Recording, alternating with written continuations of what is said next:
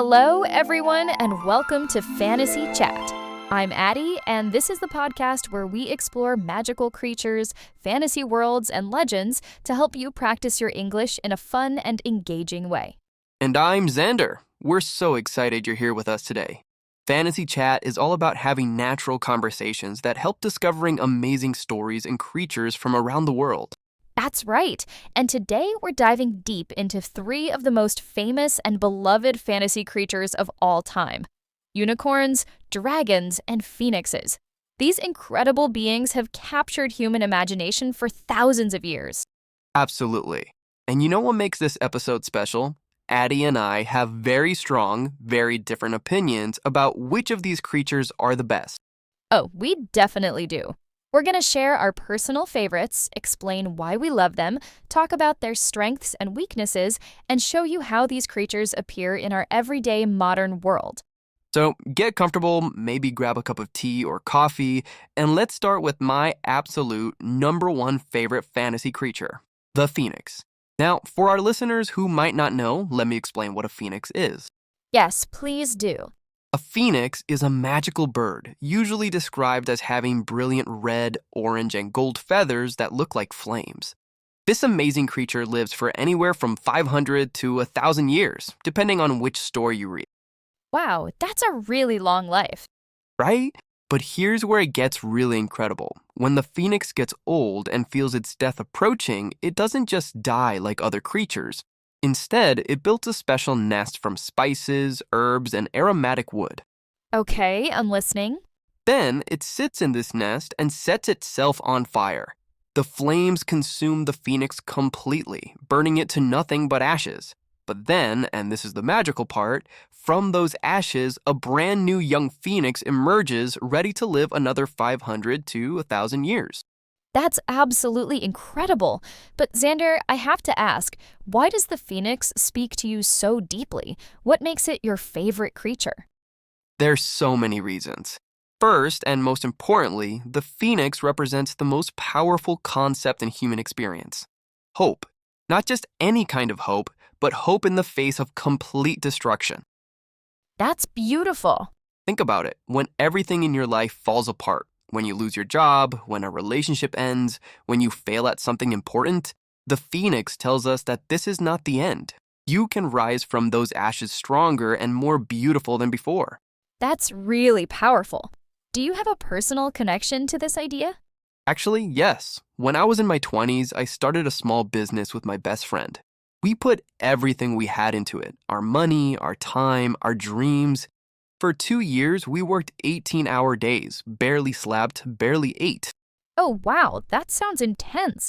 It was, and then the business failed completely. We lost everything. Our friendship was damaged, I had no money, and I felt like such a failure. I remember sitting in my empty apartment and feeling like my life was over. That must have been so hard. It was the darkest time in my life, but then I remembered the phoenix story.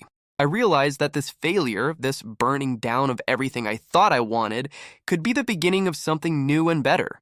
And was it? It absolutely was.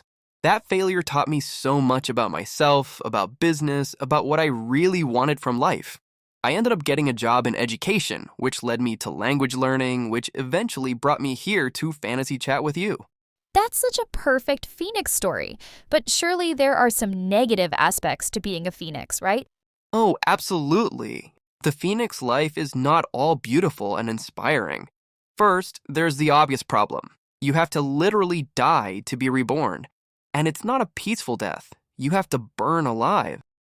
That sounds absolutely terrifying. Right? And even though you know you'll come back, that moment of death must be horrible. But the worst part, I think, is the loneliness. You live for centuries while everyone and everything you love grows old and dies. Right, that's so sad to think about. Imagine watching your children, your grandchildren, your great-great-grandchildren all live their lives and die, while you just keep going. You'd have centuries of grief, of loss, of saying goodbye. That would be incredibly lonely. Exactly. And there's another problem. You can never really rest. Every few hundred years, you have to go through this cycle again. You can't just live a normal life and then die peacefully. You're trapped in this endless loop of death and rebirth. But despite all these negatives, you still love phoenixes? I do, because even with all that pain and loneliness, the phoenix chooses to keep living. It chooses hope over despair, rebirth over ending. And I think that's the most human thing of all. We keep going even when life is hard. That's beautifully said. And phoenixes really are everywhere in our modern world, aren't they? Oh, they absolutely are. Sports teams love Phoenix names, the Phoenix Suns in basketball, various soccer teams around the world. Companies use Phoenix logos all the time, especially businesses that have survived difficult times or completely changed their approach. Right, like showing they've overcome challenges. Exactly. And the Phoenix is deeply embedded in our language. We say someone rose from the ashes when they make a comeback. We talk about the Phoenix effect in psychology when people grow stronger after trauma. That's fascinating. Phoenix tattoos are really popular too, aren't they? Oh, yes, people get Phoenix tattoos to mark major life changes. Surviving illness, overcoming addiction, starting over after divorce or job loss. It's like wearing your hope on your skin. I love that phrase, wearing your hope on your skin. That's beautiful. But now it's time for me to share my favorites. And I have to tell you, Xander, I actually love two creatures, dragons and unicorns. Let me start with dragons. Okay, I'm ready to hear this. Tell me why you love dragons.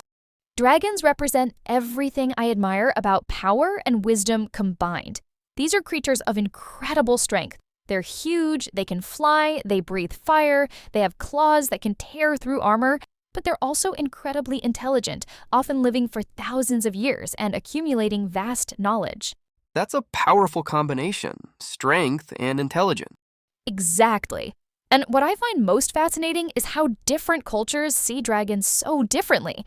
In Chinese culture, dragons are symbols of good fortune, imperial power, and natural forces like rain and rivers. They're protectors and bringers of prosperity. Right, very different from European dragons. Completely different. In European traditions, dragons are often depicted as greedy, dangerous creatures that hoard treasure, kidnap princesses, and burn down villages. They're the ultimate enemy that heroes must defeat. So why do you love them if they can be so destructive? Because dragons represent choice. They have immense power, the power to destroy or the power to protect. A dragon could burn down a city, but it could also defend that city from invaders. It's not the power itself that matters. It's how you choose to use it. That's a really interesting perspective. So you admire the responsibility that comes with power. Yes, I think dragons teach us that if you have strength, intelligence, or any kind of power, you have a responsibility to use it wisely. You can be a tyrant or a protector. The choice is yours. But what about the negative aspects of being a dragon? Surely there are downsides? Oh, absolutely. The biggest problem with dragon-like power is isolation. When you're that powerful, it's hard to have equal relationships. Other creatures either fear you, want to use you, or want to kill you. Right, it would be lonely at the top. Exactly. And there's the temptation of power. When you can take whatever you want, when you can force people to obey you, it's easy to become selfish and cruel. Many dragons in stories become obsessed with collecting treasure, not because they need it, but because they can. So power corrupts? It can. And dragons also have to deal with constant challenges. Heroes are always coming to fight them, to prove themselves, or steal their treasure. You'd never have peace. That sounds exhausting, but you still love them. I do, because the best dragons overcome these challenges. They use their power wisely, they find ways to connect with others, and they choose to be forces for good in the world. And dragons are definitely everywhere in modern culture, aren't they? Oh my goodness, yes. Chinese New Year celebrations wouldn't be complete without dragon dances. Dragon boat racing is a popular sport around the world. We have dragon festivals, dragon art, dragon jewelry. And dragon movies are huge. Game of Thrones, How to Train Your Dragon. Exactly. Video games, books, TV shows. Dragons are everywhere because they represent that perfect combination of power and the choice of how to use it. Now, let me tell you about my other favorite, unicorns. Okay, now this should be interesting. Unicorns are completely different from dragons. What draws you to them? You're right, they're completely different. Unicorns represent purity, innocence, and the kind of magic that heals rather than destroys. They usually look like beautiful white horses with a single spiraled horn on their forehead, and they're said to be incredibly fast and graceful. And only pure people can approach them, right? Exactly. In medieval legends, only a person with a truly pure heart could touch a unicorn. The unicorn could sense goodness and evil, and it would only allow virtuous people near it. Their horns could heal any poison, cure any disease, and even purify polluted water. That's amazing healing power. But why do unicorns speak to you personally? I love unicorns because they represent the idea that beauty, goodness, and magic still exist in our world, even when everything seems dark and cruel. They're like a reminder that innocence and purity are worth protecting and celebrating. That's lovely, but don't you think they're a bit unrealistic? I mean, nobody's perfectly pure. And that's actually the complicated part about unicorns. You've hit on their biggest weakness. Unicorns can be incredibly judgmental and elitist. If you're not pure enough for their standards, they'll reject you completely. So they're kind of snobbish? They can be. In some stories, unicorns are so proud and particular that they become almost cruel. They have impossible standards for other creatures. They can't forgive mistakes or accept that good people sometimes do bad things.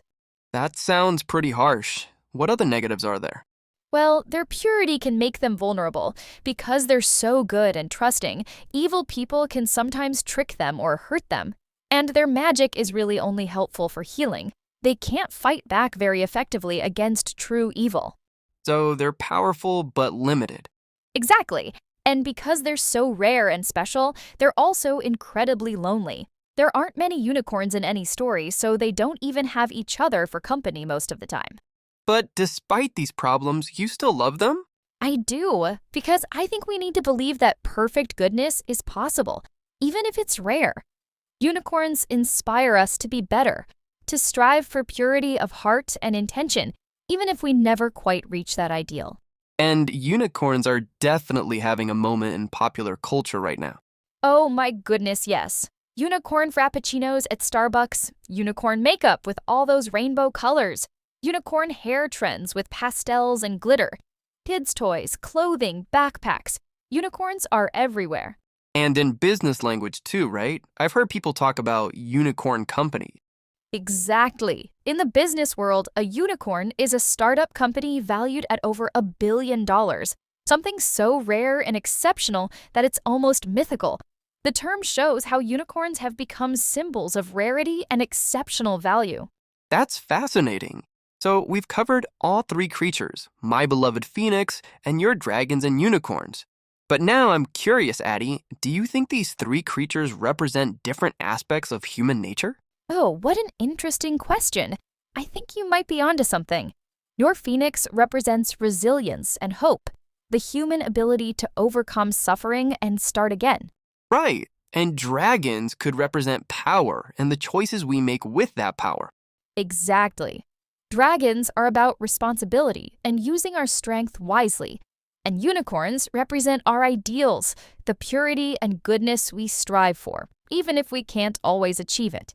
So maybe that's why these creatures have survived in human storytelling for so long. They represent fundamental parts of who we are and who we want to be. I love that idea. And maybe we need all three. We need phoenix hope to keep going when life is hard. We need dragon strength to protect what matters to us. And we need unicorn inspiration to remember that beauty and goodness still exist in our world. You know what, Ady? I think you've convinced me. Maybe I shouldn't just love the phoenix. Maybe I should appreciate all three for what they teach us about being human. And I think you've helped me understand why the phoenix is so important too. We all need that hope, that belief that we can rise again after we fall. Well, dear listeners, we've had quite a journey today exploring these magnificent creatures. So let me ask you, which of these fantasy beings speaks to your heart right now? Are you going through a difficult time and need some phoenix hope to help you believe in new beginnings? Do you have power or influence in your life and need dragon wisdom to use it responsibly? Or maybe you need unicorn inspiration to remember that beauty and goodness still exist in our world.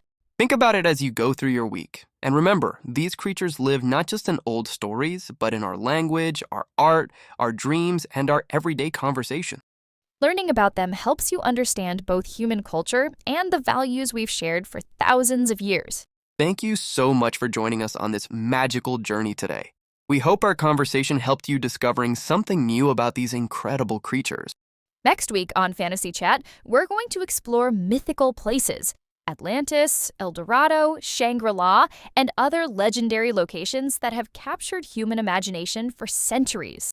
Until then, keep exploring new ideas and never stop believing in the magic that exists all around us. See you next time, everyone! Bye for now.